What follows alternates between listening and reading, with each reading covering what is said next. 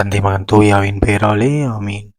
யோவான் எழுதின நற்செய்தி வாசகம் அதிகாரம் 7 இறை வசனங்கள் 40 முதல் 53 முடிய. அக்காலத்தில் யூதர்களின் திருவிழா கூட்டத்தில் சிலர் இயேசுவின் வார்த்தைகளை கேட்டு, வரவேண்டிய இறைவாக்கினர் உண்மையில் இவரே என்றனர். வேறு சிலர், மெசியா இவரே என்றனர். மற்றும் சிலர், கலிலேயாவிலிருந்த மெசியா வருவார், தாவீதின் மரபிலிருந்தும் அவர் குடியிருந்த பெத்லகேம் ஊரிலிருந்தும் மெசியா வருவார் என்றல்லவா மறைநூல் கூறுகிறது என்றனர். இப்படி அவரை குறித்து மக்களிடையே பிளவு ஏற்பட்டது. சிலர் அவரை பிடிக்க விரும்பினர், ஆனால் யாரும் அவரை தொடவில்லை. தலைமை குருக்களும் பரிசேயர்களும் அனுப்பியிருந்த காவலர்கள் அவர்களிடம் திரும்பி வந்தார்கள். அவர்கள் காவலர்களிடம், ஏன் அவனை பிடித்து கொண்டு வரவில்லை என்று கேட்டார்கள். காவலர் மறுமொழியாக, அவரைப் போல எவரும் என்றுமே பேசியதில்லை என்றனர். பரிசேயர் அவர்களை பார்த்து, நீங்களும் ஏமாந்து போனீர்களோ?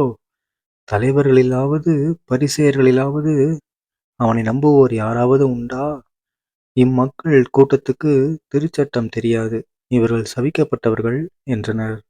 அங்கிருந்த பரிசேயர்கள் ஒருவர் நிக்கதேம், அவரே முன்பு ஒரு நாள் இயேசுவிடம் வந்தவர். அவர் அவர்களிடம், ஒருவரது வாக்குமூலத்தை கேளாது, அவர் என்ன செய்தார் என்று அறியாது ஒருவருக்கு தீர்ப்பு அளிப்பது நமது சட்டப்படி முறையாகுமா என்று கேட்டார்.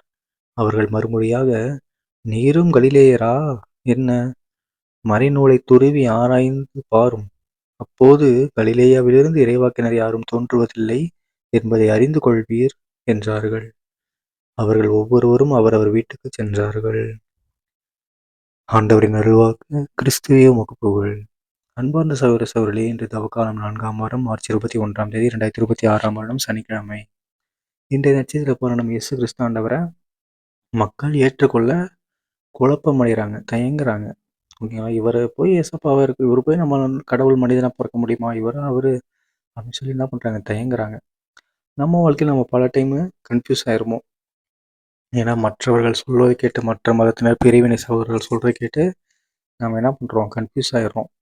பட் நாம தான் தெளிவாக இருக்கணும். ஏன்னா கடவுள் நமக்காக மனிதனாக பிறந்தார், ஏசப்பாவும் கடவுள் தான் அப்படிங்கிற மனநிலை நமக்கு வரணும். ஓகேங்களா? இரண்டாவது என்ன அப்படின்னா, ஏசப்பா பாருங்க,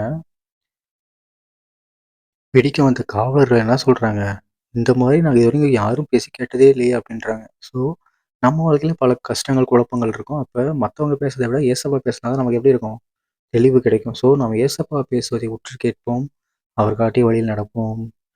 தந்தை மகன் தூயாவின் பெயராலே ஆமீன். இயேசுவை போல இயேசு நன்றி மரியே வாழ்க, இயேசுவின் ரத்தம் ஜெயம். அல்லேலூயா. Praise the Lord.